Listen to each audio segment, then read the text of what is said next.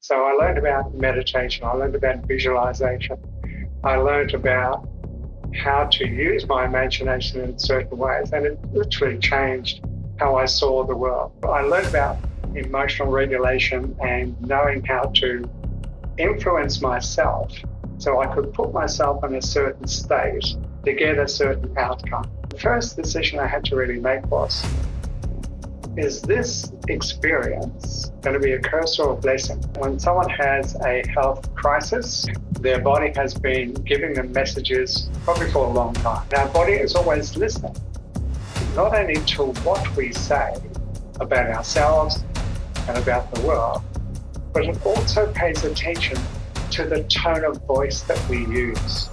When I asked the specialists of what caused my cancer, they'll come up with something which is like, they say, well, it's HPV virus, which means maybe my great-great-grandfather or grandmother had syphilis. My issue with this was me and my body and my genetics and my lifestyle and my internal narrative, all these things combined created my cancer. So going to war with my cancer would be as silly as if I was walking down the street and I stubbed my toe on a rock to get angry at my toe for feeling pain. But rather than going to war with my cancer and giving it a derogatory name and being mean to it, I chose to collaborate. Rather than push my cancer away and make it wrong and make it bad and start a war with it, I said to my body, we are in this together. When someone is standing posturally correct, their heart is slightly ahead of their head. So we are designed biologically, structurally, neurologically, to lead from our heart first. When you know what you want and who you are, you know how to act. So I had this image of the cells in my body that were dying, passing on the baton to the new cells that were emerging.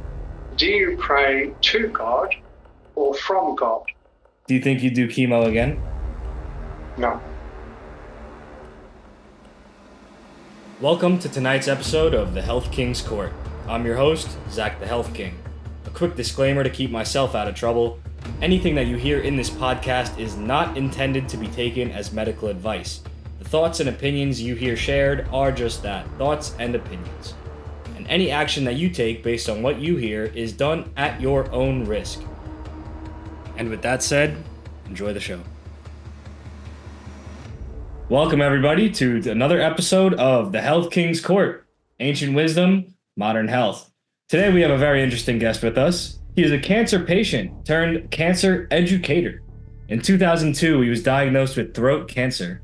And this came as a surprise to him because he was always in good health otherwise. The diagnosis made him realize that he had to rethink some things.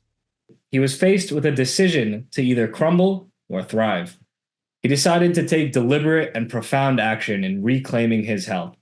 While working with medical professionals, they'd often be very surprised at how well he was doing, with one specialist saying that in her 17 years of clinical experience, he had the best recovery that she'd ever seen. But he doesn't claim to be a special circumstance, but simply a man that took the appropriate actions and made the appropriate changes. His extensive training over the past 45 years with mindfulness, relaxation, visualization, emotional intelligence, and other related fields gave him an advantage that most cancer patients don't make use of. And now his mission is to share what worked for him so that others may learn from his experiences and apply his principles to their own healing. It is an honor to welcome a Mr. Bill Lee Emery. Welcome, Bill, to the show.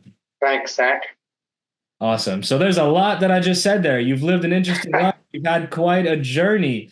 But let's get back to the beginning. Where did it all begin in the realm of health for you? How would you say was your health kind of growing up before you came down with your illness? I was always pretty healthy as a kid. Played a lot of sport at school.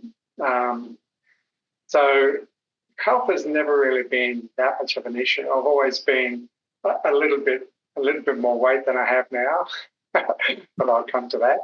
Around probably 10.5 stone, maybe 11 stone. And I've always been active. I've always been a fairly high energy person.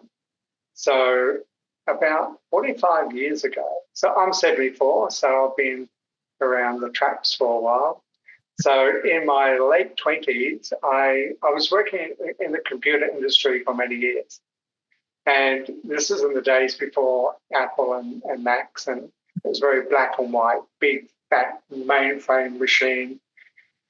So it was very left brain, and it seemed to me that there were a lot of intellects walking around the offices, but not a lot of humanity would go with it in some ways. So anyway, I did a program called Alpha Dynamics back in the day, and it was really about stepping into the unknown. So I learned about meditation, I learned about visualization, I learned about how to use my imagination in certain ways, and it literally changed how I saw the world. And all these things were always there, but of course, I was like this. I had my blinkers on. This is how the world is, and I hadn't really stepped outside of that. So that was a huge change for me. And I remember one of the things, once I've been meditating for a while, my body kind of said to me, Bill, we don't need red meat anymore. Now, I've been a big meat eater. Like if we'd have a leg of lamb when I was a kid and they'd give me the shank bone, I would chew the shank bone, then I'd give it to the dog, and the dog would say, well, I don't know what you're giving it to me for, there's nothing left. I'd suck the marrow out, I'd chew everything. So I was a big meat eater. It's just part of what I did, I suppose. But after meditating, my body was saying, that's it, we don't need it anymore. I still ate chicken and fish, but red meat, no. So I changed my diet. I started to look at my food in a different way. And this is like in the late 70s, early 80s. So there was a lot of, funky health food stores, like, buying things wholesale. It was a great time, I have to say. And so I learned more about, who I am as a human being, what is this life all about? And I started pursuing a different path completely. And I did a course in, you'll have to excuse me, I drink a lot of water. One of the things that my treatment did is it fried my salivary glands. So the good side of that is I drink a lot more water than maybe I would do it all. And anyway, so I changed my approach to life. I want to find out what I really want to do in life. So I quit the computer industry. And one of the reasons I quit is I would wake up in the morning with a knot in my stomach and I'd go to bed with a knot in my stomach. And this is because I had a job as an operations manager, but I didn't have the training to handle a job. So basically, I was put in a role where I wasn't trained or qualified to do, but I had that responsibility, and it was just literally eating me up on the inside. And a friend of mine who was the counselor said, Bill, they're not going to pay you enough to die. And I look at my wage every week, and I'm going, it's not worth dying for this. So I quit the industry completely and then went on this journey of, so who am I? What am I going to do? I stumbled across a course in clinical hypnosis, which I've always had an interest in ever since I was 12 years of age, and I had a natural talent for that. So I studied clinical hypnosis, and then I studied things like Gestalt therapy, transactional analysis, NLP, psychosynthesis, body work, breath work, a whole stack of modalities that I'm sure a lot of your viewers and listeners will be quite familiar with. And then I came across accelerated learning, and I found a real passion for it. So I learned how to learn, which I'd never really done at school. So it was just like one thing led to another, led to another, led to another.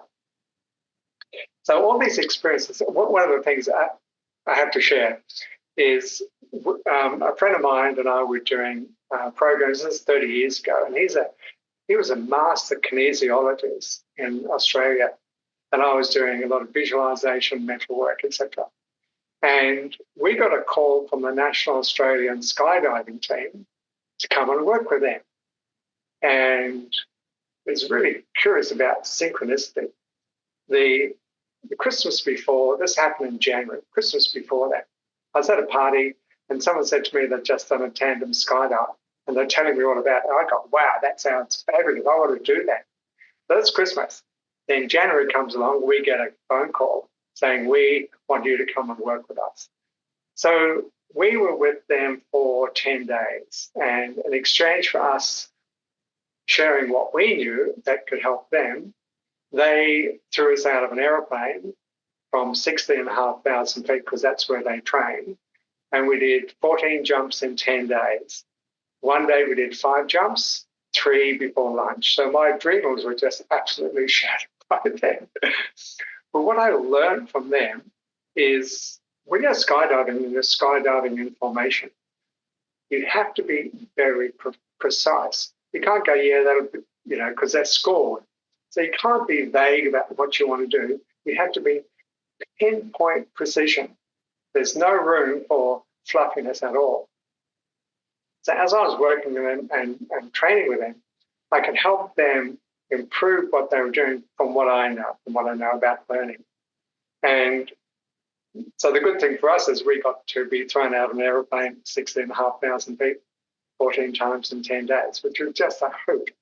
By the way, these guys are crazy, right? You've got to be able to jump out of an airplane that many times.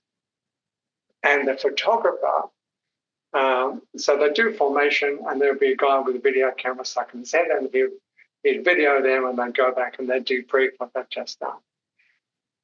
He'd been doing this for so long, he would get a bit bored. So you have 2 shoots, your main shoot, and then an auxiliary or an emergency shoot. So he would pack his main shoot to fail. So he would then have to use his emergency shoot to save his butt. Otherwise, he's going to hit the ground at kind of a high speed. So these guys were like way on the edge. It was so exciting being around them because they were pretty fearless with what they were doing. They knew what they were doing, but they're also pretty fearless. So I had a background in teaching, mindfulness, even before mindfulness became a word that was commonly used, about precision imagination, about changing and being in charge of your emotional state. Because, operating on that level, skydiving, you have to be able to manage fear. Absolutely, you have to be able to manage fear. Otherwise, you'd only do 1 jump, you wouldn't do a second one. So I learned about emotional regulation and knowing how to influence myself so I could put myself in a certain state to get a certain outcome. So this is my background for 45 years. So then to cut to the chase kind of to where we are now, when I had my diagnosis, and it was, I was at a men's gathering. I go to men's gatherings and present workshops on different things.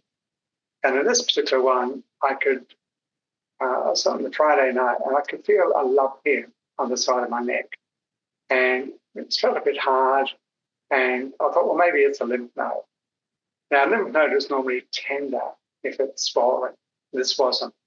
Anyway, so I waited 2 weeks, still the same, went to see my local GP, who I'd never met before. And he turned out to be a brilliant GP. Like, he was just so good.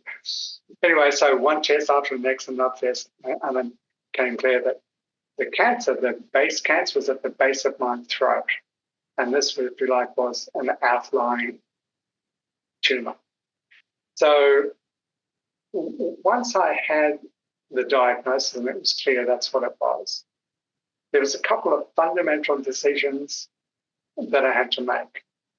And just to skip forward a little bit, when I was going through my treatment and I was in the waiting room, I could tell by the conversations I was hearing from the people around me and by the body language and stories that people were talking about, that for them, they didn't have the skill set to deal with this in the same way that I had. So the first decision I had to really make was, is this experience going to be a curse or a blessing? How am I going to frame up this experience in a way that is going to help me spiral upwards rather than spiral down? Because I could see people around me spiraling down because they hadn't allowed that decision to become full and conscious and deliberate.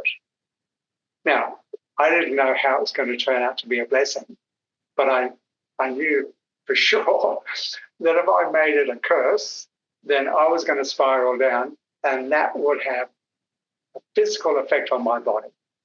So I was very clear, this is going to be a blessing, don't know how it's going to show up, and lo and behold, it's been an enormous blessing.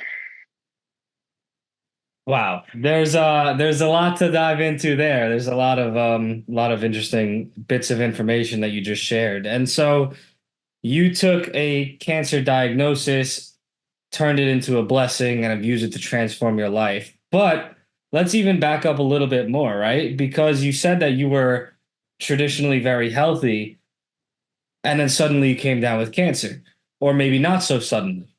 Can you Yep. talk to perhaps what you think contributed to or caused that piece of cancer? Sure. So I'm very well aware that when someone has a health crisis, their body has been giving them messages probably for a long time. So when I was growing up, if I got sick, the first thing that would happen to me, my early warning system, if you like, would be I would get a sore throat. And then it might develop into something, more than that. So my sore throat became two things. One, it was my early warning signal that something could happen if I didn't take any action. But the other thing, it became part of my narrative about myself. So I would start to say, my throat is my weak link. Now, if my body has been hearing this for decade after decade after decade after decade, then I'm not surprised my cancer was here. It wasn't in my belly. It wasn't in my brain. So one of the things that I talk about in the work that I do now with hopefully early stage cancer diagnosis, because if I was to talk to someone and they're like stage 4 and they've got like a week left to live, then probably what I've got to share isn't going to do much good for them. But so the earlier the better. So one of the things that is very clear, and that is our self-narrative and dialogue, our internal chatter. Our body hears all the time. And our body is always listening, not only to what we say about ourselves and about the world, but it also pays attention to the tone of voice that we use. So it's not just the content, it's the delivery. And I was listening to Becca Copeland when she was talking about cancer, about self-esteem, and our internal dialogue is directly connected to our self-esteem. So if, for example, someone's always saying, I'm dumb, I'm stupid, I'm lazy, I'm this, that, and the other, then our body is hearing that all the time, and it becomes literally part of our identity, of who we are. And I can talk about this a little bit later. So I knew I had to be careful of my narrative. Now, once I became aware of, I've been saying my throat is my weak link, I changed that immediately to, this is my seat of power. Now, if anyone here watching or listening is aware of chakras, this is the chakra of expression. So I'm the youngest of 3 boys. Both my elder brothers know how to take the stage, and especially when I'm young, I'm the youngest. So for me to be heard sometimes was a challenge. And another story I want to share with you, which is connected to this. I kind of, when I had my diagnosis, I was kind of linking all these different things and going, now I understand why it's here. And not in my brain, not in my belly, it's not my toe that's got cancer, it's here. So when I was at primary or elementary school, we would call it, all the little kids, we want to be in the choir because that was kind of the cool thing to do. So our teacher would line us all in a line and she'd get us to sing something, I forget what it was. And she would walk down the line listening to us sing. Now her name was Miss Surtees. I very much doubt if she's alive right now, but she was a lovely, warm-hearted teacher, but she had these steely blue eyes, so you didn't mess with her. So she had this lovely combination of being strict and stern, but really kind and gentle. So she was my favorite teacher. And as she came to me, she said, and she listened to me, she said, perhaps you better just hum. And that was like, my favorite teacher's basically telling me, don't sing or sing far, far away. And so I took that on board, that I can't sing. And it took me till I was 50 to join an a cappella group, a male a cappella group, and to actually find my voice and to sing. And that's like 25 years ago, 24 years ago.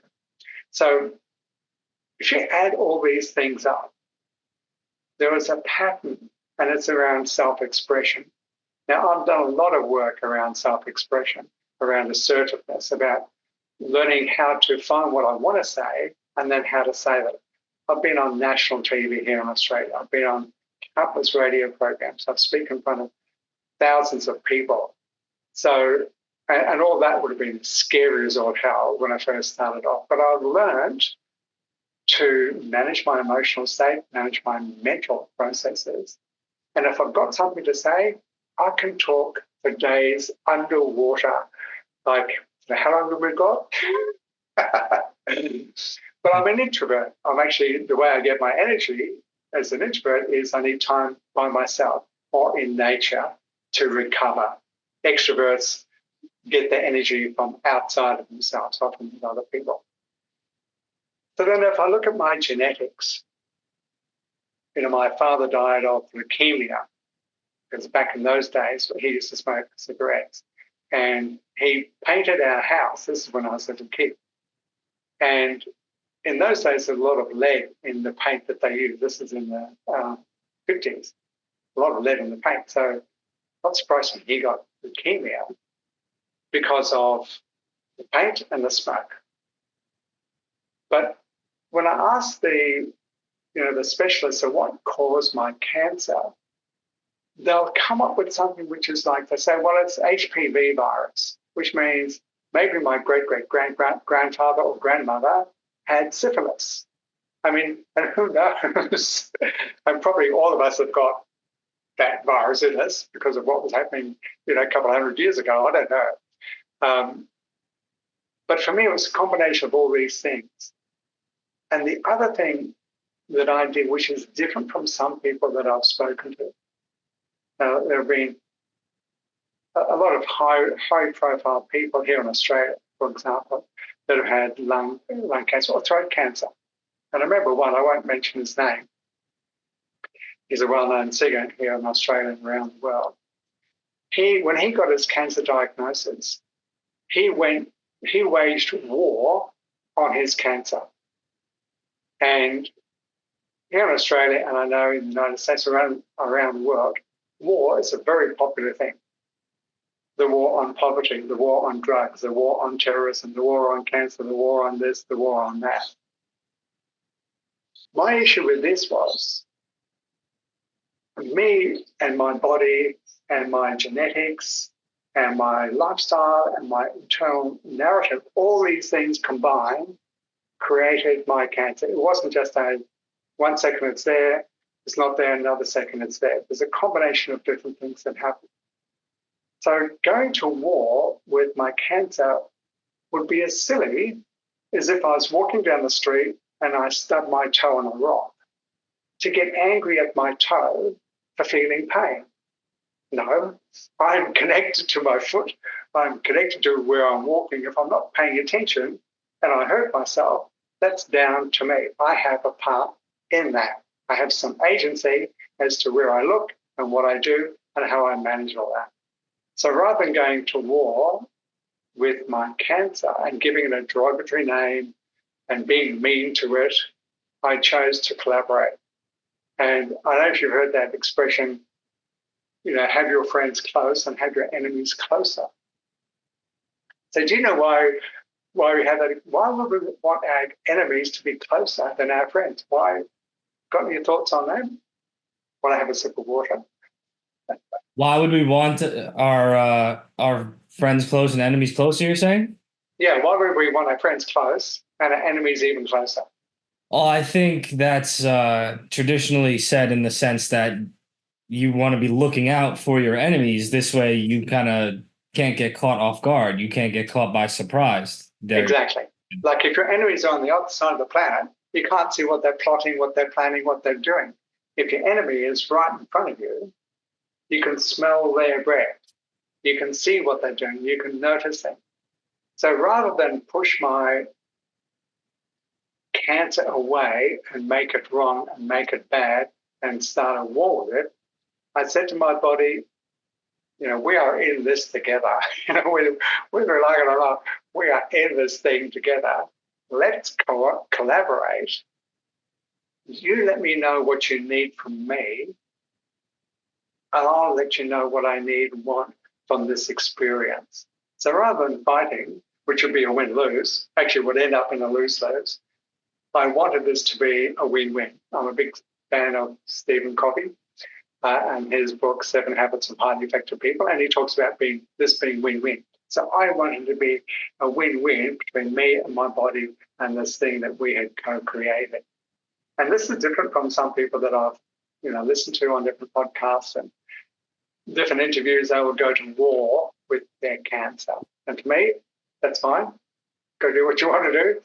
But I'm not. I'm going to collaborate. I want to get really close and find out what's the lesson underneath this for me. So again, this is part of my training and therapy and counseling. So what's underneath that? So what are the other things that I can learn from this? Because I want to, like, if I think of squeezing a lemon, I want to get all the juice out of this lemon. I want to get all the juice that's possible out of this experience. And from this juice, I want to make lemonade. I want to, when this first happened, I thought, well, what do I want? And what I really want is I want to heal through it. But then I wanted to thrive after it. I didn't want to just have the experience and leave it parked there and not make some use of it. So, and because for the last 45 years, when I find something I really love, I'm compelled to share it with other people. What I've learned about mindfulness, emotional discipline, mental discipline, all these things. I've been sharing this in my career. This is what I do. I find something I really like and I share it. So this for me is some of the juiciest, if I could say. It's a combination of so many things I've spent 45 years studying, learning, doing, embedding in my behavior. And now it's time to take it into a different context and share it with people that haven't had the benefit of what I've been absolutely blessed with. Yeah, there's a saying that I always use. It's that if you go to the circus, you're going to see clowns. And I say that in relation to when you went to a conventional doctor and said, I have cancer, where did this come from? And they gave you essentially their standard non-answer of, oh, yeah, some virus, la-di-da thing, maybe, probably. Oh, yeah, that's definitely it. It's really a non-answer. It's really a non-explanation, and it's a cop-out within the confines of what they're taught in their germ theory designed education system. That's a whole conversation. But it's such a disservice because it's inherently flawed in its misunderstanding of how the body works. Cancer, as you know, and I know, and many people know, isn't just some random thing. No. It just come down from the sky. It's not some virus from 1,000 years ago. Stupid. It's a natural function of our body. It's our own body telling us, hey, something's not right. It's our own body, our own cells experiencing some sort of mal input and then turning sour. And it's really not that much more complicated than that. We can get into the different kinds of input, be it physical, toxins, poisons, etc., mental and emotional, spiritual, or any sort of anything in Yeah. between. But to just say, oh, it's a virus, here's some poison and radiate yourself about it.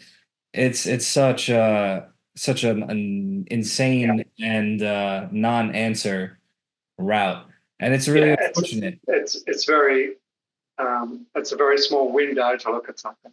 Yeah, and that's Yeah. an intriguing question, right? Because or it's an intriguing point because you yourself have shared with me that you were always someone that was more into the natural and holistic side of health in general. Maybe it wasn't your whole life, but you had a leaning that way. But Yeah. to my understanding, when you did face Mhm. this diagnosis, you decided to go a conventional treatment route Yeah. with the chemo and radiation. Can you talk to me about your philosophy and why you went that way? And Mhm. if you for some reason were to face a diagnosis again, knowing what you know now, would you still go that way, or would you Mhm. perhaps do something differently now? Yeah. And so I've been around chiropractic, acupuncture, naturopathy, homeopathy, 40 something years. I know so many practitioners. I actually taught at an acupuncture college. I was sort of teaching learning techniques at the time. So I've got lots of friends in the health industry. So when I was faced with this, the decision is ultimately it's mine because it's my body. But Julie, my partner, and I decided we'd make the decision together because while it's my body, it's our life together. And Julie used to work for a complementary medical practitioner, and she used to use a lot of herbs and other things. And she was to do many more blood tests than the average GP. In fact, they kind of um, contained her in her blood testing because she would go way deeper. So Julie knows how to read, a blood result test. So when we'd go and see clinicians that we had our blood tests, and Julie would say, well, what about this and what about this? And they'd look at her and go, you know a lot about blood tests and blood results. So we have this background in natural healing. So then faced with this condition, I went to see this GP who turned out to be and he still is a lovely human being. And he understood where I was coming from. And he said, well, I suggest you go and see, you can see an oncologist. Go and talk to these people anyway. There's an oncologist you can go and see. And he went down the list, and there was a name that we actually recognized. It wasn't the same person, but the name was the same, which is kind of curious. So then we went to see the oncologist, and he was very head-brained, very intellectual, and he basically gave us the facts. This is what it is. This is what we would do, blah, blah, blah, blah. He was very factual about what was going on, and that was fine. Yeah, but, we want to hear the reality that they know about. Then I went to see the ENT specialist, ear, nose, and throat. So he looks down my throat, and he said to me, Bill, there's two things that are going to make the biggest difference in your treatment and recovery. He said the first thing is support, and the second thing is mindset.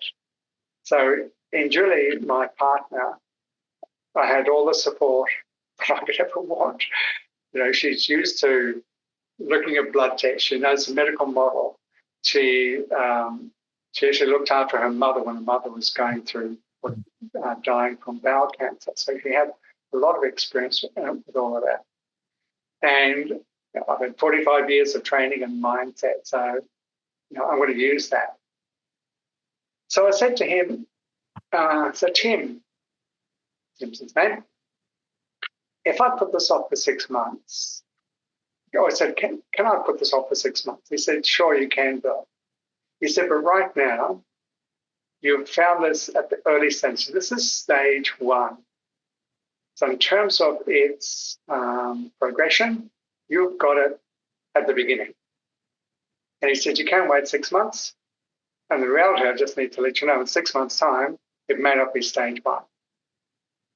So we're taking this information and we haven't made a decision. I go and see my naturopath. And my naturopath is also a registered nurse and still works with in hospitals. And she also specializes in oncology, but how to use naturopathy to support chemo and radiation. And she actually happens to know the oncologist that we went to see. So her suggestion was, Bill, and that's entirely up to you. One option for you is to go hard with the chemo and radiation. They say it's a 7-week sprint. So 5 days a week radiation, once a week chemo. She said it'll knock you out. It'll be intense. Like, no qualms about it. This is going to be an intense journey. But as the specialist was saying is, you can go hard, do it once, and get it done while it's at this point. And I could wait. But the other thing I also have to balance is I have 2 friends of mine that have died from similar cancer, and they didn't go down the route of chemo and radiation. So I've got some serious decisions to make and juggling inside in myself. What about Julie and I? And we both came to the decision, well, clearly now, is I'm going to do the radiation and the chemo, and I'm going to use all the other things that I know, including homeopathy, naturopathy, chiropractic, acupuncture, emotional healing. I'm going to use all the things that I know to support this. We'll hit it hard, and I'll use all the mindset things, visualization. We'll hit it hard, get it once, and then hopefully that'll be it.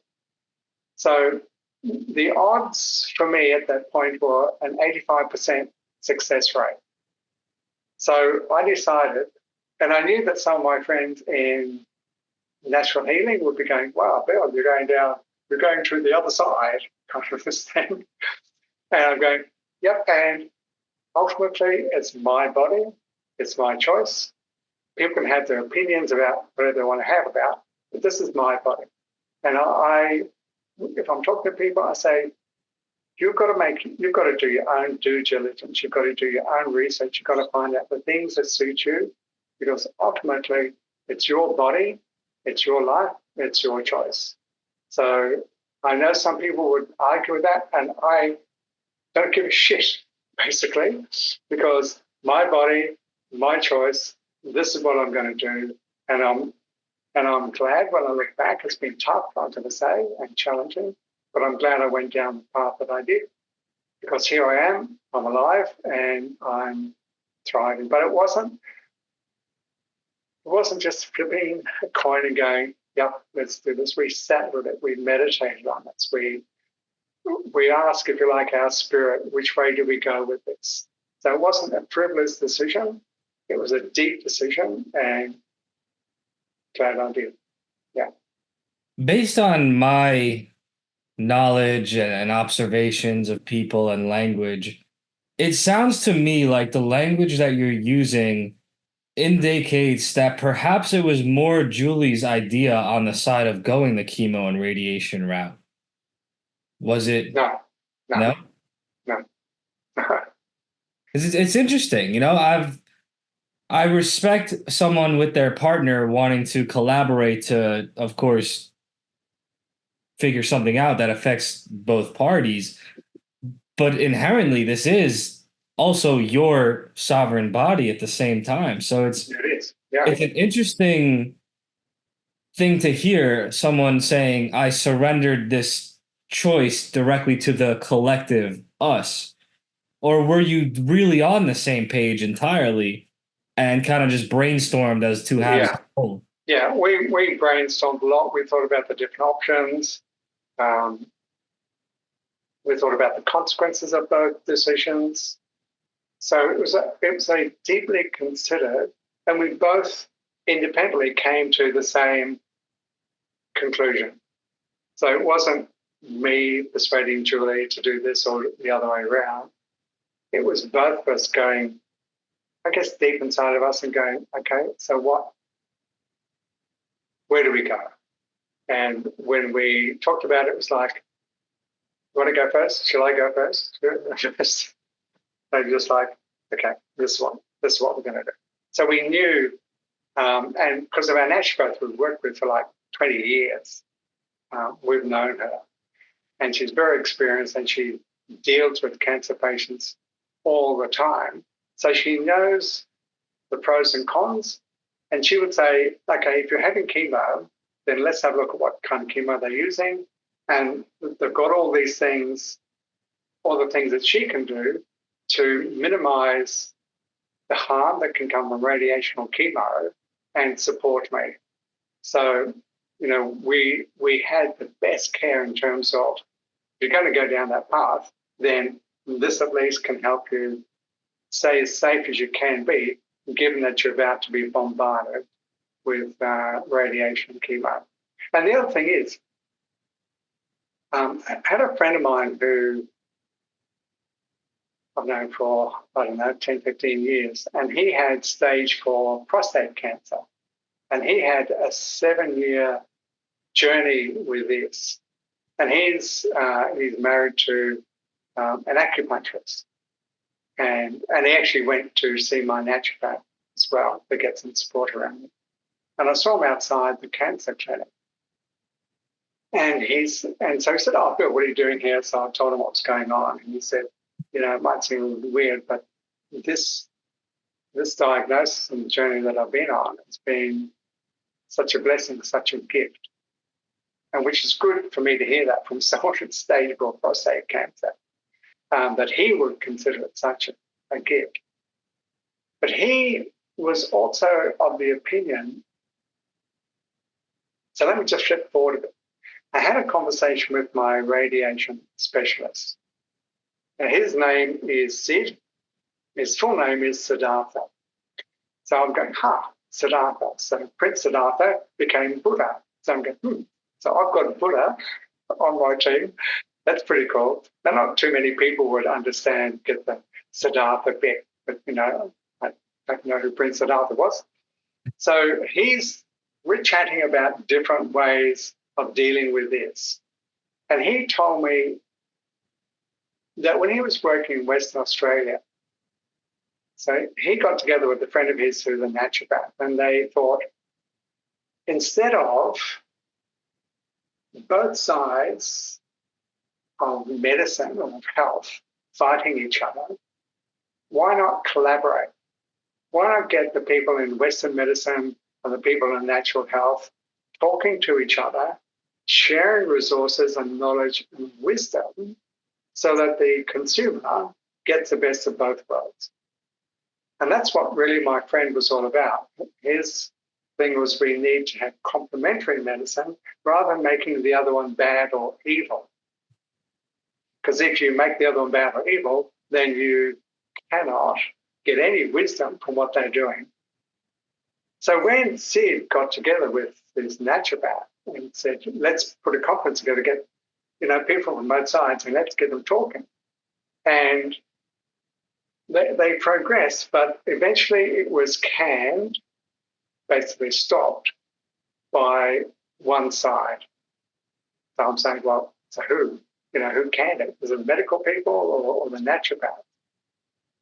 And to my surprise and a bit of disappointment, it was the naturopaths.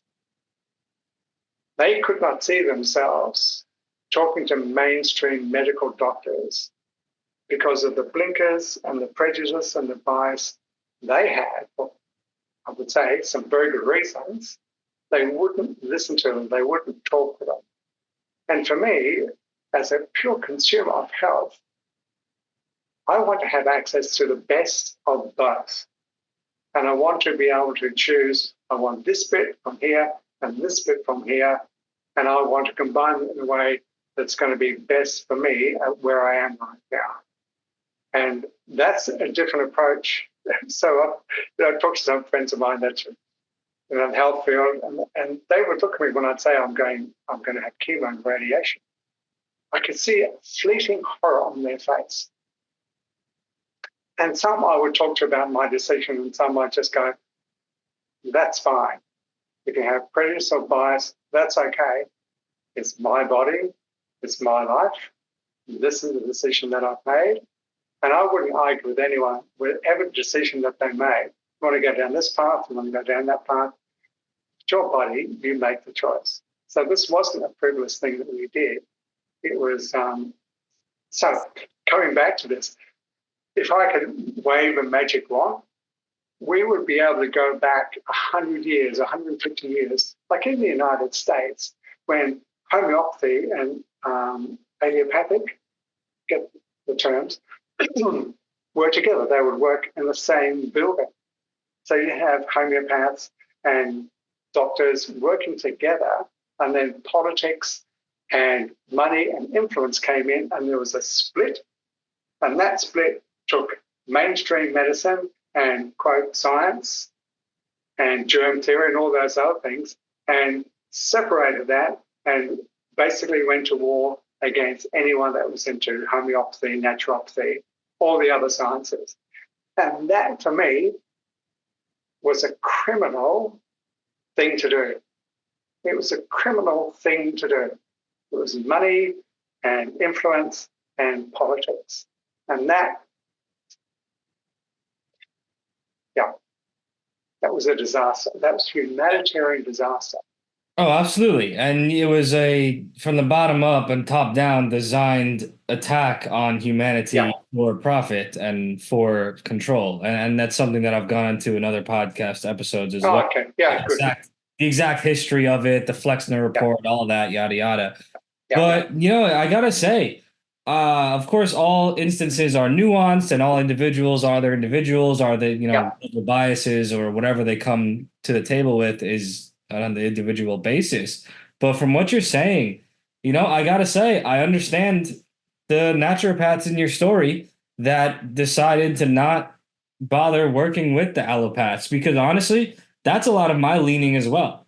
I think we're in an interesting time where the allopathic spell that's been cast upon the world and general society is breaking. I think they've broken trust far too far, far too much. I think they've pushed far too hard with blatant lies, even though they've been blatant for a long time. They really, really got too crazy, and they're losing the people, and they know this. What does the art of war say to do when you're losing ground and another area, another opponent is gaining ground? How do you capitalize on that? You control the opposition. And I think that's much of what we're seeing today in the alleged or appearance of an acceptance of holistic, homeopathic, whatever you want to call it, medicine or techniques or tactics into the conventional realm and into the conventional field. And you have all these phrases being put out there like, integrative medicine, integrative oncology, functional medicine, functional oncology, this, that, the other. I think it's all nonsense. I don't like it, to be honest, because I think, one, the majority of allopathy is built on a fundamentally flawed model of health and science. And two, it's entirely at odds with how true holistic health operates and functions. And so it's a weird dance to say, oh, well, we're going to take some of this and then take some of this and then put it together. You're playing different sports. You're not even playing on different fields. Oh, yeah, I get you. You're playing different sports. So to try and mesh it together, there's always got to be one prominent one.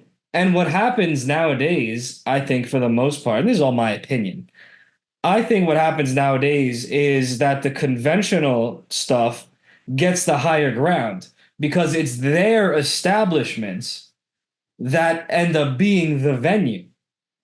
they'll say, they have the high ground, if you will, in being the societally approved thing, being the, Yeah. whatever agency approved venues. They have the hospitals, they have the official licensing, they have this, that, the other. So it ends up they have the research study clinics, this, that, the other. So it ends up being their venue that the holistic people kind of tuck their tails or whatever, or come all excited to participate with. And I think a lot of it is just a ruse.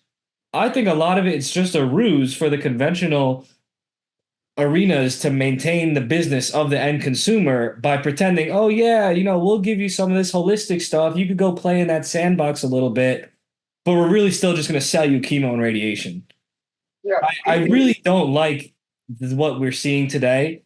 And I Yeah. think it's a disservice. I think people need to look out for the wolf in sheep's clothing in the sense that I don't think holistic health is done a proper justice and it's given its proper accreditation and recognized for its proper power when we say, oh, we'll combine it with conventional stuff. Now, this doesn't mean that it's an invalid approach. This is not a personal thing to you. Of course, everyone has their um, ability to choose. I am for free markets, right? I am Yeah. for a consumer to be able to go to some conventional, some holistic, whatever. If they want to do that, that's fine.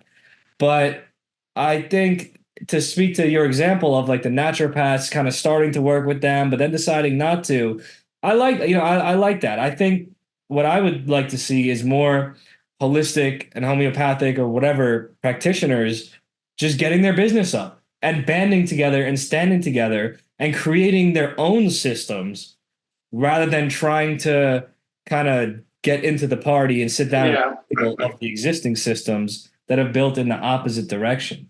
Yeah. And that's I not don't really think that the people that I know in this field wouldn't agree with your premise of going cap in hand to the medical model. That would not be their approach or how they would do it at all. There are some things that here in Australia, the access to certain things like funding through health funds has been chopped down, chopped down. So there's certain things that my health fund 5 years ago might have accepted, but now it won't. So then as a consumer, I can decide, well, do I still keep on paying my health fund, or do I find another one that's more to my leaning, or do I just cut out my funding, except for maybe the things that I may need in the future, and keep save my money so when I get to see my acupuncturist or whatever, I may not be getting any rebate from the health fund, but I'm saving money because I'm not paying the funds in the first place anyway.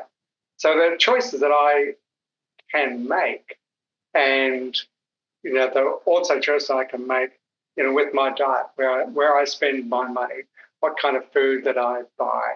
I grow. I have a veggie garden, and as much as I can, I'll grow, all the things that greens, etc., that I can for what we eat.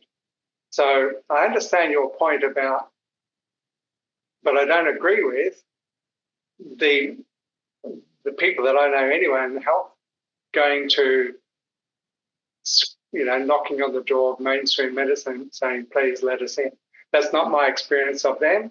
And yeah, that's a different way of seeing it. I understand the bigger picture of what you're talking about, and the power and the politics and the influence, and even the, what is funded in universities.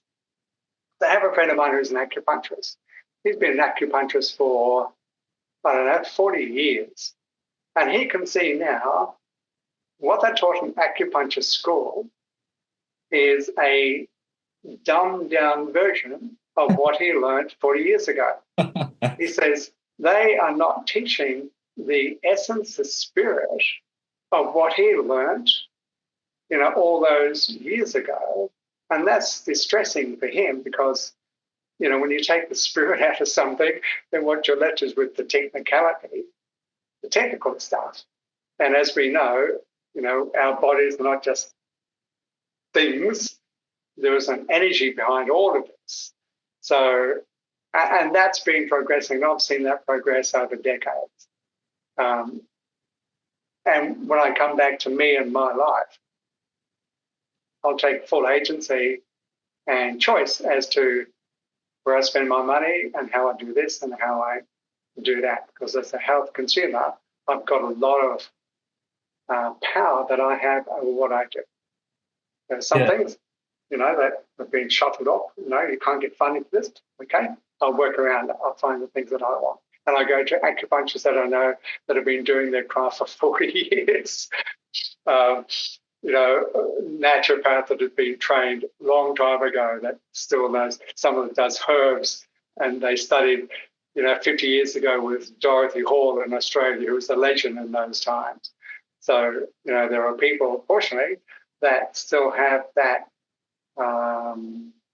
capacity to be able to discern what's the best for this right now, considering all the things, all the components of that. Yeah, and that's a great example that you bring. And I think that even highlights my point, because it can be argued that education systems are just another branch of the same entity that runs medical systems. It's the same beast, right? And it's it's a kind of thing where perhaps there is no perfect solution in this imperfect world. Like you mentioned, as a consumer, you're faced with choices, as are all consumers. Yep. Health insurance, again, another branch of the same beast, but that's a whole other thing. Yep.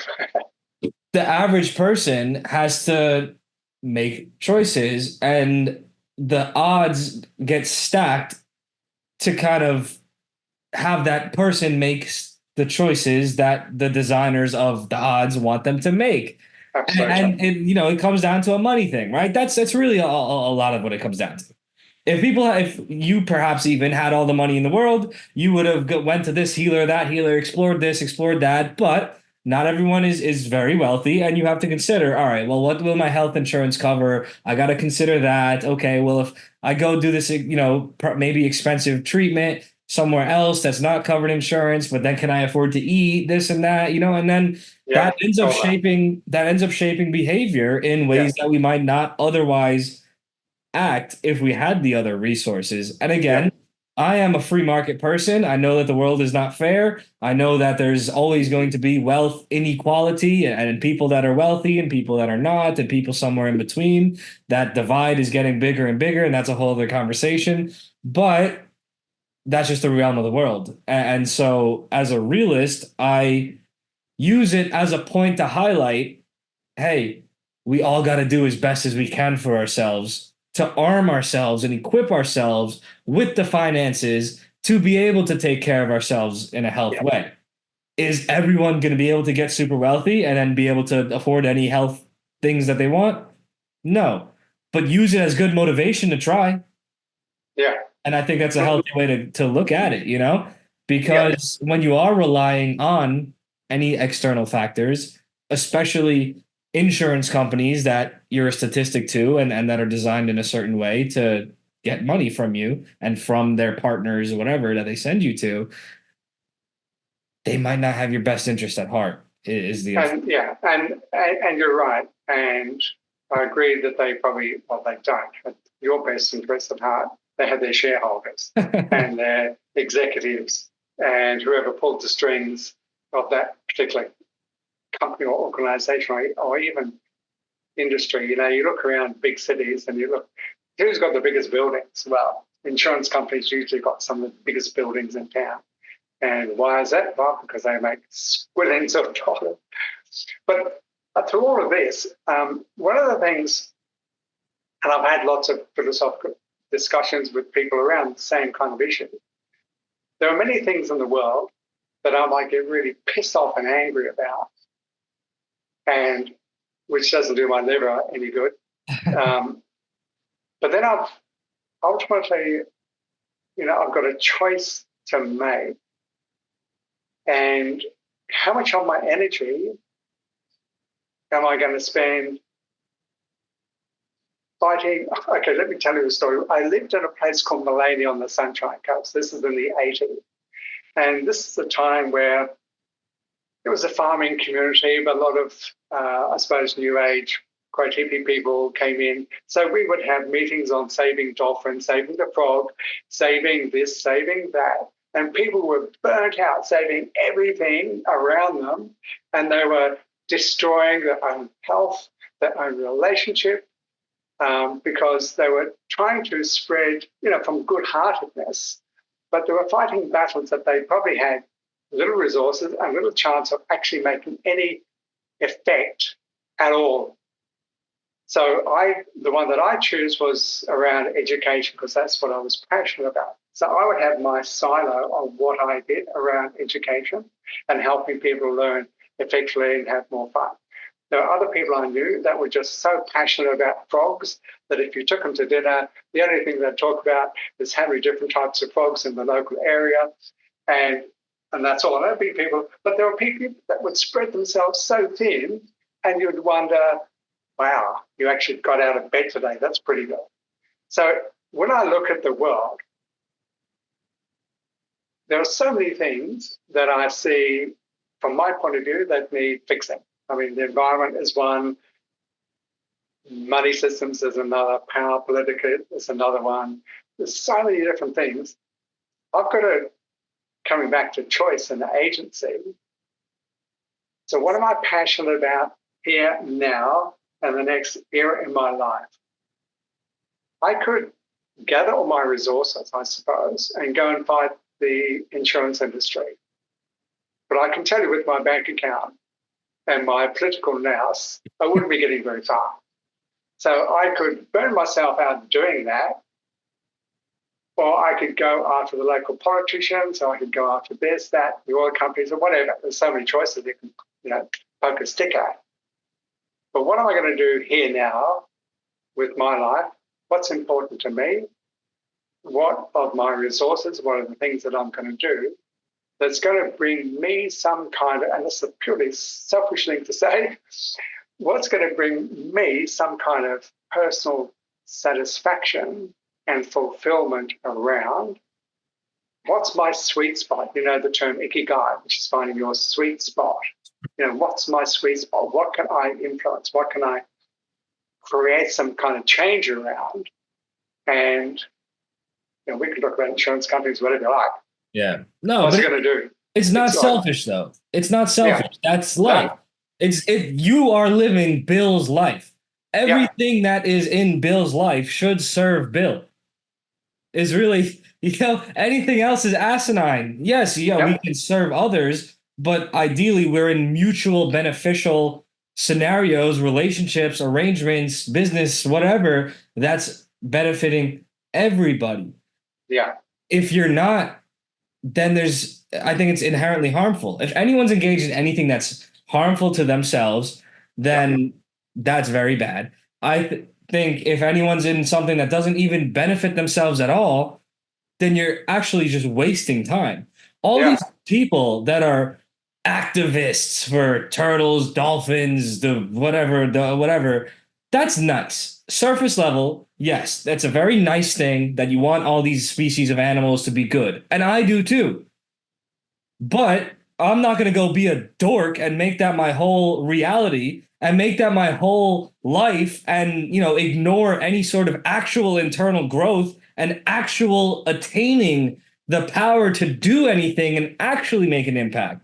It's a cop-out. It's a cop-out, and it's a lazy man's way to feel important and feel like they're actually doing something and to get an identity where otherwise they're just a nobody. It's, all these activists, this protesters, this and that. I think they're harmful for society to the large degree in most of the things that they go just being obnoxious. But I think they're mostly harmful to themselves in the sense that they fool themselves like they're actually living their days in a fruitful manner. Yeah. When, like you alluded to, they're broke, they're poor, they can't actually even do anything. If you want to save animals, get rich, create an animal sanctuary. It's not that complicated. And then look, you could actually, with your eyes, see what you are doing. going and holding a sign and blocking traffic is accomplishing zero. Like, it's yeah, it's ridiculous how many false paths people go on to Yeah. feel something, but meanwhile they're just avoiding the meaningful internal work. Yeah. That's And what. that's interesting. You put your hand on your heart. One of the coaching modalities that I use is actually a combination of ancient wisdom and modern neuroscience. And it talks about three major centers of intelligence within us. One is our head brain, one is our heart, and the other one is our belly. I do Qigong, Tai Chi every day. And when we start our practice, we put our hands on our belly and get connected to this lower dantian, which is our. So here's an interesting biological fact. Right from conception, when the first cell divides, the first neural network that's laid down within the womb is the enteric brain, which starts at your mouth as a tube, starts from your mouth and goes down to your bum. And this is laid down in the womb. The next intelligence that's laid down is the cardiac brain, the heart brain, and then finally the head brain, the cephalic brain. So we are built literally from the bottom up. One of the jokes in that community is that, we're all born, we all started life as an arsehole. And some of us evolved and some of us just stayed plain arsehole.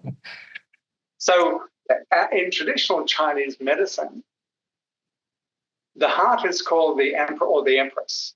And when someone is standing posturally correct, their heart is slightly ahead of their head. So we are designed biologically, structurally, neurologically, to lead from our heart first. And our head brain, which is called the governor in traditional Chinese medicine, and the gut brain, which is called the general, these two are designed to serve the heart.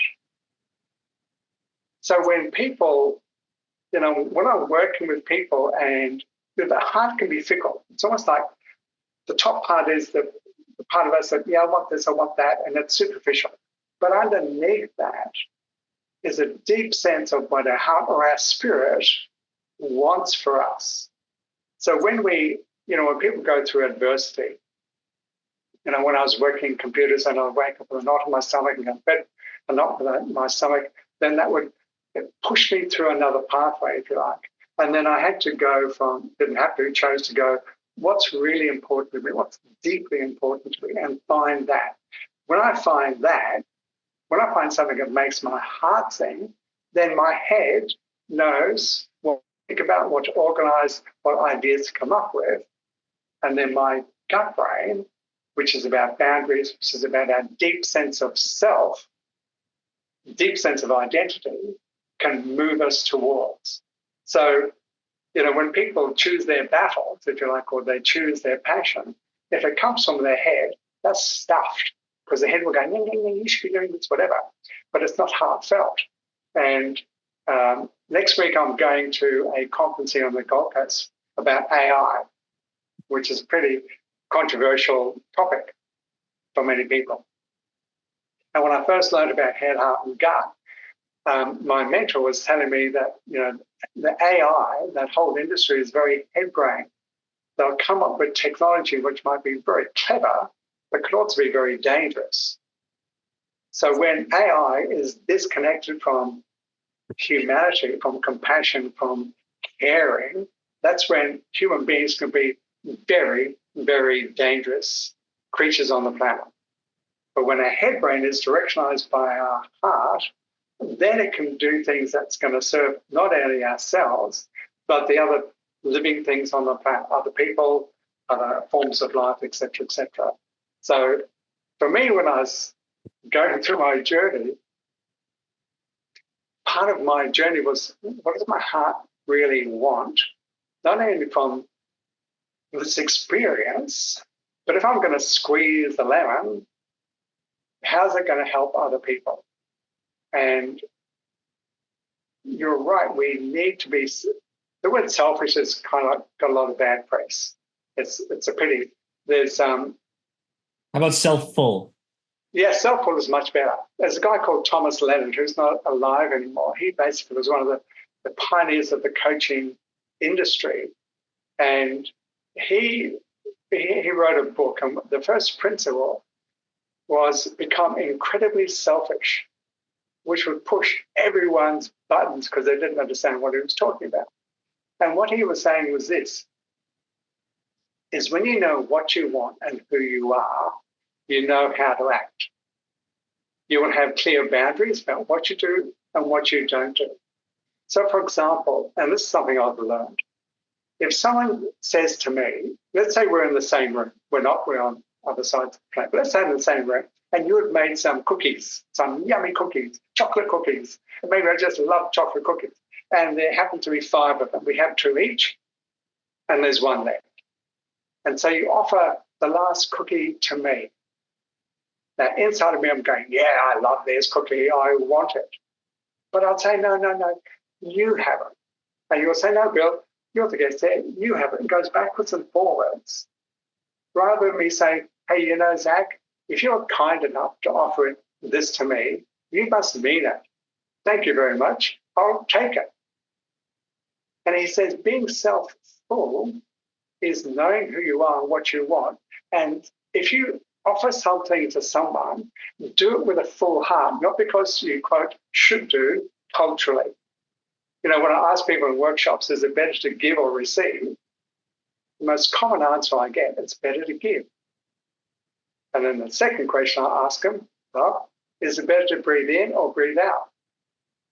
Which kind of stumps them, because the only way to have a sustained life is to breathe in and out on a regular basis. So giving and receiving needs to be in balance. So when I think about what I want to achieve and what I want to do, that's me giving to myself and owning that. Now, the good side of that is, or at least what I do, is there's a natural wanting to give to others out of the fullness of myself, rather than because I should, the sense of duty, my religion tells me to, or whatever it might be. So coming back to my journey, I was very clear around boundaries, about what I would say to myself and what I would allow other people to say to me. I'll give you an example of this. I went to a chemist to get some throat spray stuff because my throat would get very dry. And so the woman behind the counter said, oh, okay, yeah, here it is. So what do you want it for? Just out of curiosity. And I said, well, I've just been diagnosed with throat cancer and blah, blah, blah, cancer treatment. And she said, oh, gosh, that's terrible. I said, no, it's not terrible. It's manageable, it's curable, and I'm dealing with it. And so people will have their own narrative around cancer. Another friend of mine outside I had cancer said, oh, God, no, Bill. And he was like quite distressed. I said, inside of my head, I said, I don't need your distress. I have to be really careful about my boundaries with myself. I don't need your story around cancer form, whatever that is, dumped on my doorstep. Thank you very much. And I didn't say it like that, but I'm very clear about what I accept and what I don't accept. And I had to also be very clear about the narrative that I would accept within myself. I'll give an example of this. So we knew I had cancer here. So they sent me off to have a PET scan to see if the cancer was anywhere else inside my body. I had the PET scan on a Monday, and I was supposed to see my doctor on the Wednesday and get the results. He got COVID, so he couldn't talk to me until the Friday. So I had 5 days of being in absolute limbo land as to what was going to happen from this. And one of the things that I did not do was to terrorize my body with a catastrophic mental image of my body being riddled with cancer. My body's got enough to deal with, it's going to have enough to deal with. It doesn't need me dumping a whole load of shit into my nervous system, my adrenals, my hormonal system, because of some imaginary story that I'm creating.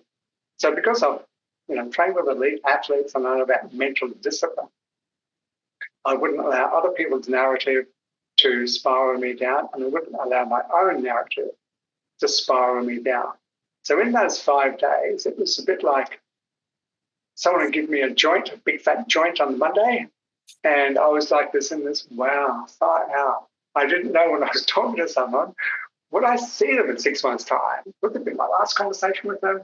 I would go outside and look in nature and I'd find a leaf, and I'd just be in bliss looking at this leaf. And I knew I was in an altered state of consciousness because it's kind of like a near-death experience without having near-death experience. And I knew that sooner or later, once when I get my confirmation of what's happening, but then normal consciousness, if you like, will start to take over and I'll go back to how I normally am. So I know that this is a precious time. So I asked myself the question, so what is it? What am I doing that makes this a trippy experience? And for me, it was looking at a detail. So if I looked at a stone or if I looked at a leaf and I got really into the detail, the rest of the world just disappeared. I was so in the moment. There was nothing else. My thinking, my internal dialogue quietened, and it was really a Zen-like experience. I'm going, wow, far out. I know how to take this and then transport that into, quote, normal life. So there are many things that I from my training and my experience that I learned to have agency with myself and also have boundaries with other people about what they said, what they didn't say. And I'm so glad that's one of the other gifts that I got. Yeah, that's such a massively important thing. And it is in relation to the health of the heart. And I think modern society and modern habits and modern medical things are very much a war on the heart. There's a lot of things that damage the heart center via certain surgeries and procedures that are connected to areas that are on meridian lines with the heart, or just the way of life that people are taught and traumatized from a young age. You need to act like this and ignore yourself and allow yourself to be stepped on or stamped on. And people really aren't taught self-love. And boundaries are both self-love and a practice of love for the other parties, because enforcing a boundary healthily, right? You don't have to kick and scream, but enforcing a boundary in a calm manner is a way of honoring the person that you're interacting with, because the alternative is resentment. The alternative is allowing yourself to be done a disservice to, or feel you're being done a disservice to. Maybe your internal radar for that is needing tending to. That could happen. But let's say, it's a righteous assessment that it is a disservice that's being done to you. If you're allowing that to happen, that energy, that inner conflict has to go somewhere. And it builds up and it tucks away, and it could come out in explosions of lack of emotional regulation, or it can stow away and actually contribute to illness and dis-ease, such as cancer or other ailments in various parts of the body. And that's why enforcing boundaries is essential, especially when we're trying to optimize our own life and optimize our own health. Because I agree with you. And I'll say probably 19 out of 20 times, I will check bad language that's projected upon me, whether it's someone directly speaking about me or including me in their own projections. I'll let them know, hey, maybe that's that for you, but I'm over here and I'm doing this. You can think about that, but no, that's not me. And I don't mind being a little more brash sometimes, but obviously, I don't like to hurt feelings either, so I'll speak appropriately when needed. But I think that's essential, because a lot of people, they don't necessarily mean you harm. They probably don't. but No, they they are don't. just not comprehending the power that is in our words, the spells that we cast with our words. Yes. That's why they call it spelling. Yeah, Our indeed. words are so powerful, and our bodies listen. Our Yeah, bodies listen to what is being said, especially by our own voice. yeah. It takes in things from other places as well, but But our especially voice. things that come from our own voice that's voiced out loud or our own inner voice. Yeah, It's essentially programming our body and giving instruction for ourselves to exist in a state of health or to exist in a state of turmoil. yeah. And it's another interesting point you Mm. brought up about meaning what you say. And that's something I try to live true to as well. I think people are so not used to people being genuine that it's like it's so sad how people are unable to receive love and to receive offers of assistance and receive something. So like I'm someone that I like to help people. I help people with all sorts of capacities, whether someone hits me up, hey Zach, my car is broken, can you help me? Okay, yeah, I'll go help you. Or what I'll can you teach me how to do this? Okay. Hey, I'm having this trouble in life, whatever. Okay, I'll spend some time, helping them out, see what's going on. And it's a very common experience to be helping someone and taking the time and genuinely being there, offering that time to someone, and them say things like, "Oh, I'm so sorry," or "I'm sorry to bother you," or "No, no, I'm so sorry to bother. No, you don't have to do this." And my answer is always the same. I say, "My friend, I would not be here if I did not want to be here. Yeah, Nobody makes me do anything. I have chosen to spend this time with you to accomplish XYZ, whatever the goal is that we're working on together. So there's no need to apologize. Let's do this." yeah, And it's such a yeah. foreign thing for people to hear. It's always We're so not interesting. we're not exactly taught how to do this in Yeah. school, and if we were, then for me, my friends know that if they offer me the last biscuit, Yeah. if I want it, I'll take it. So they don't. So what I'm really saying to my friends is, please don't offer me something unless you really mean it. Because if I want it, I'm going to take it. True, because there's So also that. There's also the indeed, people that will play the game of offering indeed. because they feel No, obligated, no, no. and then you take it, and they're like, "Oh, Yeah, I can't believe Bill took the last yeah, biscuit." yeah. So, but the other alternative is too that if I offer someone something, I never do it out of a sense of duty at all. I haven't for decades. I'll do it because I want to, because my heart wants to, not because of any sense of duty, blah, blah, blah, blah, blah. And it's a pity that this isn't taught literally when we're in primary elementary school. So people will be much clearer about what they say yes and what they say no to, because this is something I also was practicing what I would say yes to and what I would say no to. Just going back to the conversation that we had, I was meditating one day, and you're talking about the message that we hear from ourselves are so important. So I was imagining, well, this image came up of a relay race in athletics, and you've got a baton and you pass on the baton. So I had this image of the cells in my body that were dying, passing on the baton to the new cells that were emerging. And I have practiced self-love for a long, long time. I'm very good at it. So the dying cell would say to the new cell and passing on the baton, hey, he really loves us. So this new cell, and pass it on. He really loves us, pass it on.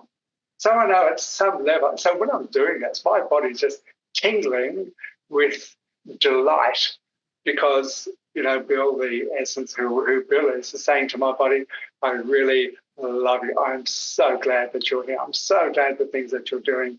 And there was this tingling in my body. And I know that the new cell is going to pass on that message to the next new cell, to the next new cell. And it's just an imaginary thing, but it's such a powerful thing that we can listen to our bodies and talk with our bodies. Like anyone here listening or watching, if you've got a pet, dog, cat, goldfish, whatever, I bet you talk to it. And the talking makes connections. And the connections builds the relationship. So, and I'm a gardener, so I talk to my spinach and my lettuce and carrots and zucchinis or whatever. They know me, you know. So I talk to my body. I've been talking to my heart, my gut, my brain for years. So when I'm going through this in the morning, I say to my body, I talk to my body, say, hey, okay, so today might be a chemo day, it might be a radiation day, it might be a rest day, whatever it might be. I'd let my body know what's going on beforehand so that it could prepare and do the things that it needs to do, to take whatever it needs and let go of the other stuff as best it can. So at night, I'd put a hand on my heart and a hand on my belly. If I had 3 hands, I'd put one hand on my head, but I don't. I've only got 2. And I know that if my belly and my heart are connected, my head is naturally going to go in the direction that my heart wants it to be. So I'd talk to my heart, I'd talk to my belly, I'd ask them, so is there anything else I can do for you today? What are the things that you liked? What do you think you want me to change? So we had this internal cycle of getting up, having experiences, debrief, and resetting at the beginning of the day and going around the cycle all the way. I mean, I've been in this for a long time, not just doing treatment.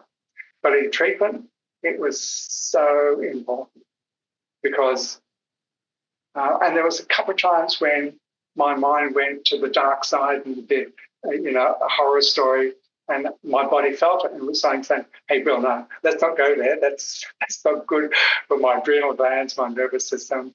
So I don't do this perfectly, but I do it pretty well.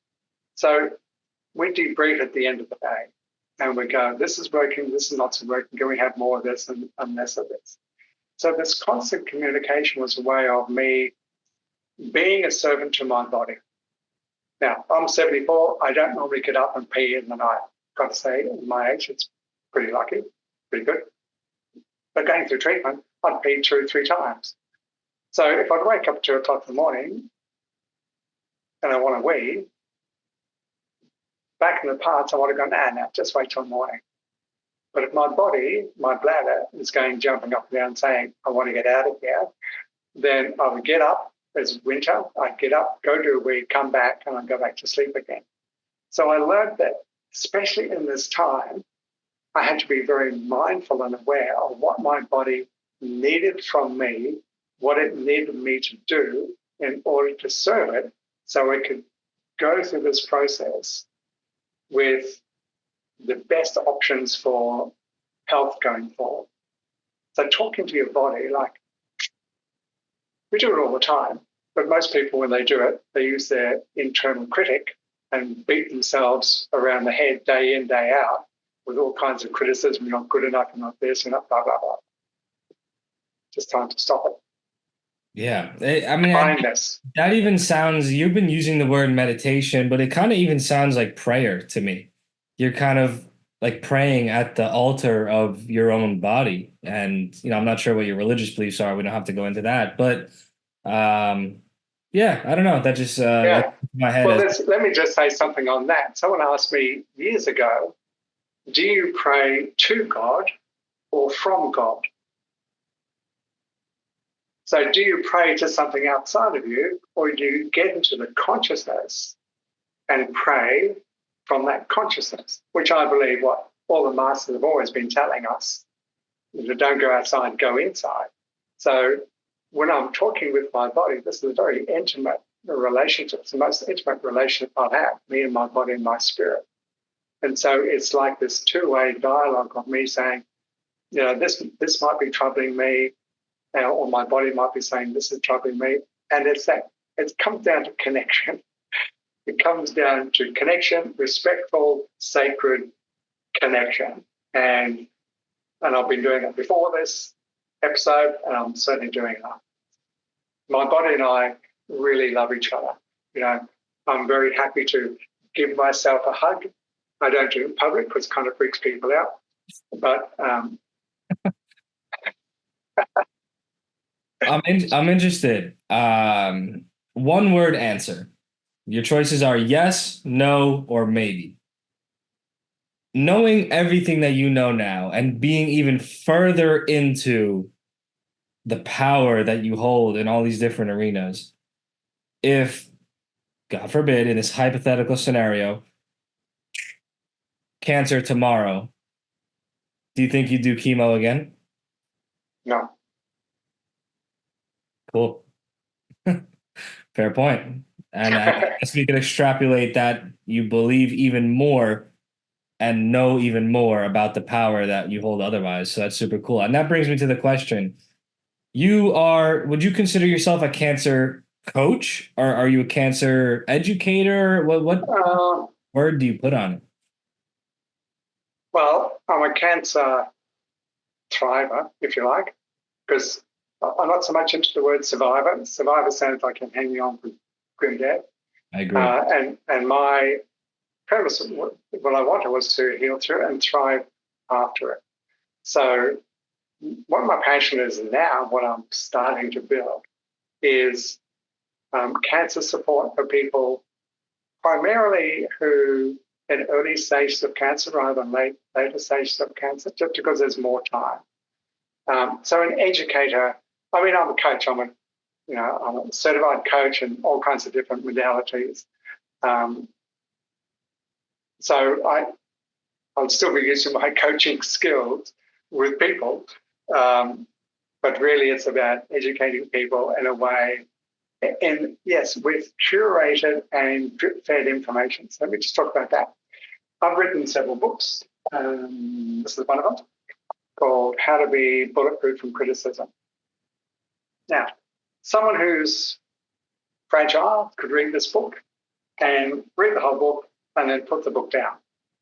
So for some people, they can be overread and underdone. And I didn't want to take my experience, and because I was going to write a book. Julia said to me, so you're going to write a book, Bill? Because I've written 5 nonfiction books. I said, yeah, maybe. But every time I went to think about it, I actually feel re-traumatized. I'm going, that's not so good for our body. So what's another way of doing it? So it's going to be drip fed.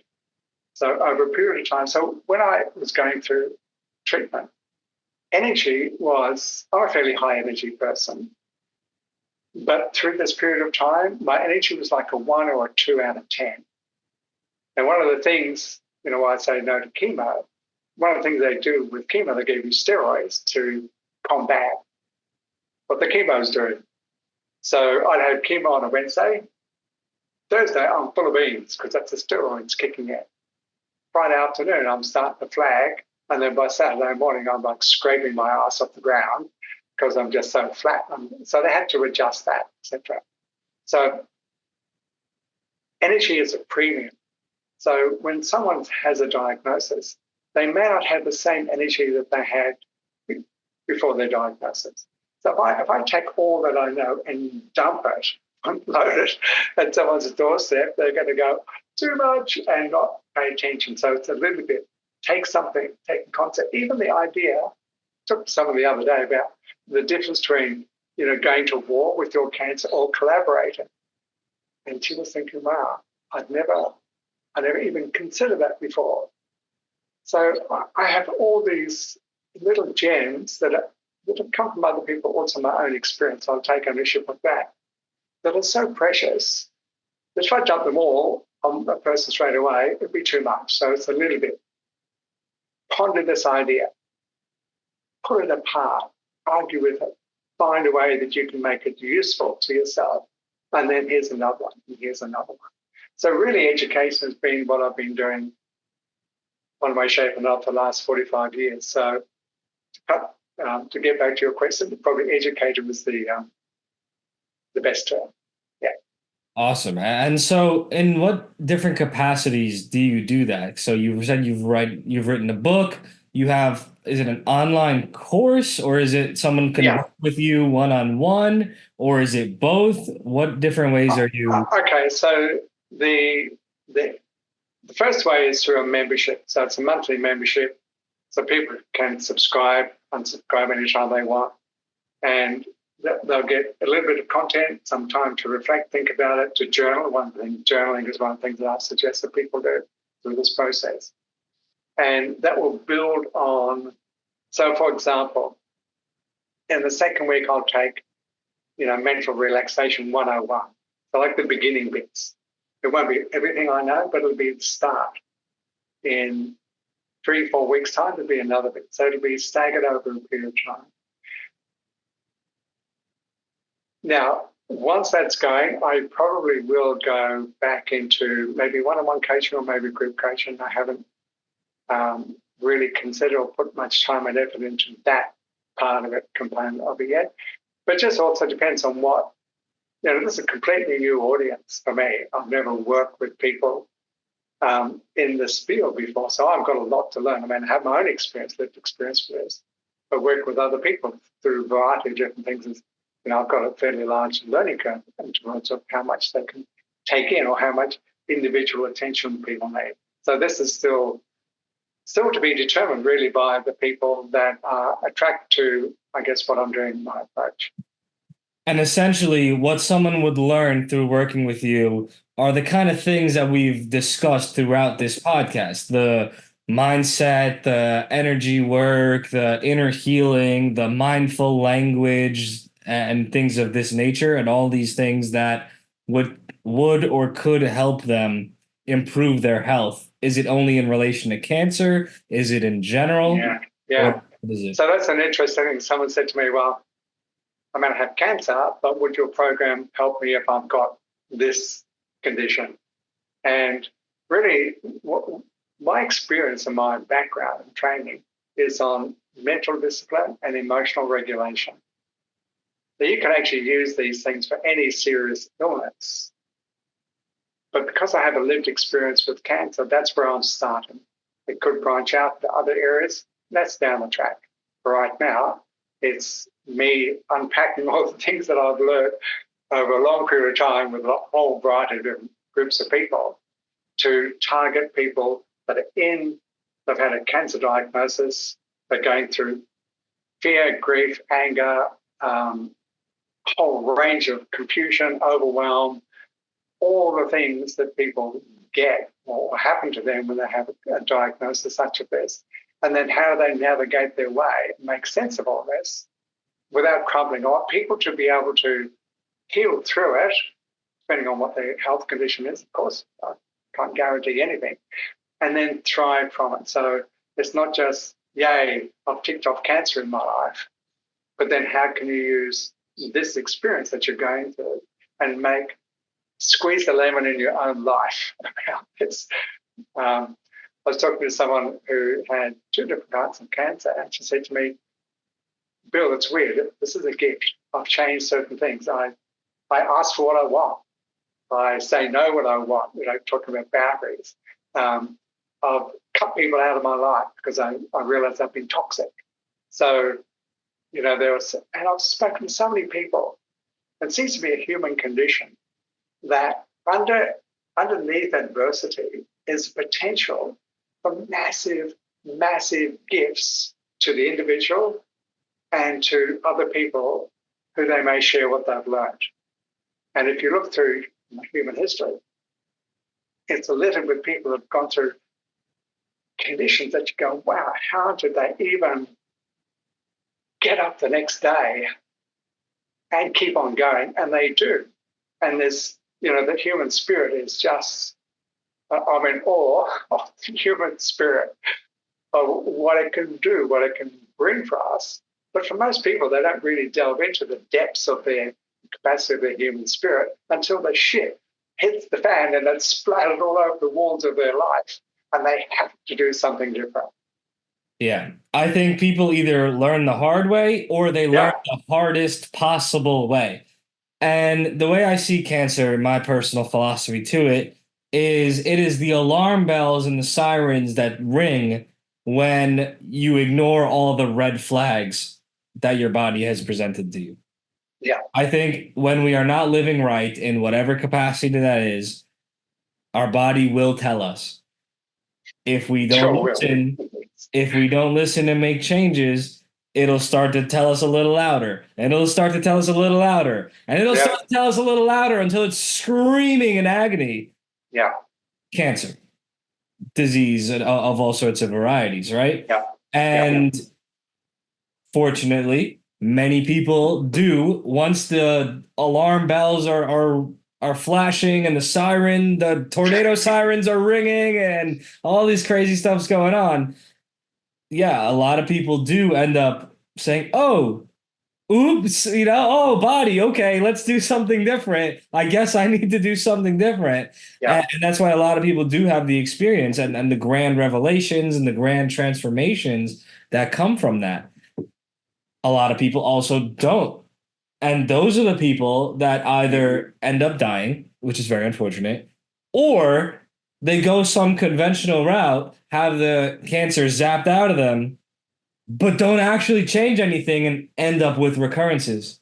Yeah. The instances of recurrence are very, very high, especially for those that are just getting it zapped out of them and not going the route Yeah. of healing it from within by Yeah. changing their habits. And so, if someone wants to explore the things that you do and the way that you work with people, where would you direct them to? Should they go to your website? Should they go to your social medias first? Where can people check you out and check out? Okay, so probably the best way is my website, which is thrivingaftercancer.info. That's the best place. They can also connect with me on LinkedIn, so they just have to search for my name and they'll find me. And that's another way. I don't post so much on LinkedIn anymore. I used to, maybe less so, but it's another way. Or people can email me if they want to, which is bill@thrivingaftercancer.info. So Awesome. that's how people can talk with me. Where can people check out your book if they're interested, or you have? Well, this one they can find on Gumroad. So they can find it on Amazon, but I actually prefer Gumroad than Amazon Yeah. for various reasons. Yeah. Cool. And is that your sole book, or do you have others? There's others, but I've written them, I've done them, they're out there. I'm moving. So my first book was Stop Procrastinating, which I wrote 33 years ago. So I'm not really interested in promoting those anymore because that's really in the past. This one, the How to Be Bulletproof from Criticism, I really like. And I say that quite easily. And it's full of wisdom that I've collected from mainly one or two mentors. And some of the things quite simple, and boundaries is one of them. But they could be, it's interesting. Zach, when you've been doing something for a long time, it becomes part of your background. It becomes part of your background. This is how I am. And it's almost like when you talk about it to someone who doesn't know, they go, it's kind of like, you don't know about this? How long have you been around? It's so common knowledge, but other people, until they come across it, don't know it. So for me, when I was looking at my experiences, me being in charge of my internal dialogue is natural for me. But for some people, it's like, whoa, I never knew, if I did a transcript of my own dialogue, boy, I talk a lot of shit. Wow, I'm really critical. Wow, I'm telling this about my body. I better stop that stuff. So that's kind of what this book, the Bulletproof, is like. This is common knowledge, but if you're not exposed to it, it'll be in front of you, but you won't know it. So really what I'm doing, I guess, with the Thriving After Cancer is making some things common sense, but in a way that people can take a little bit and embed it in behavior, because until someone does something with it, you may as well not learn it. Fair point. It's a fair point. And so, is there any other additional final messages you'd like to leave our viewers and listeners off with? Yeah, one of my favorite quotes comes from a book or series of books called A Course in Miracles. I don't know if you've come across that. And the quote says that love brings up everything unlike itself for the purpose of healing.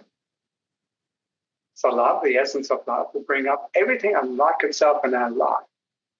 Whether it's to do with our relationships or money or boundaries, doesn't really matter.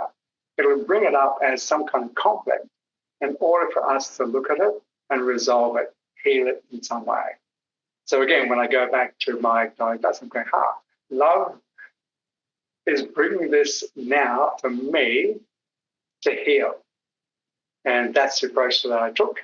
And I tempered this with kindness and gentleness with myself, as I'm going through things and making mistakes and falling over and blah, blah, blah. So if I could say a couple of things, one is that whatever you're going through, that love is bringing it to your attention so you can do something with it. And from my perspective, if you bring kindness and gentleness with that, that's way easier than being a nasty son of a bitch to yourself. It's all about the love, isn't it? Sure is. Bill, thank you very much for coming on the show. It's a pleasure, Zach. A big thank you goes out to Bill for coming on the show. This is a very important topic that we covered. Cancer, mindset, sickness, wellness, the place of naturopathic health practices in relation to allopathic practices of the modern world. All very interesting stuff, and I very much enjoyed a lot of his perspectives on these topics. Cancer is such a taboo subject for so many people. A lot of people are afraid to talk about it, but it doesn't have to be that scary.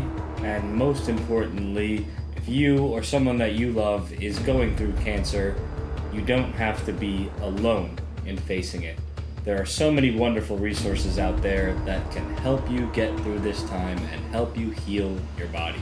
Whether that is Bill's services that he's mentioned, or, of course, beatcancer.org. If you'd like to check out many of the free programs that we have at beatcancer.org, you can always inquire at my email address, zfrank@beatcancer.org. If you'd like to check out our course, whether you want to take it for yourself, your loved one, or if you want to become a holistic cancer coach entirely, you can go to beatcancer.store.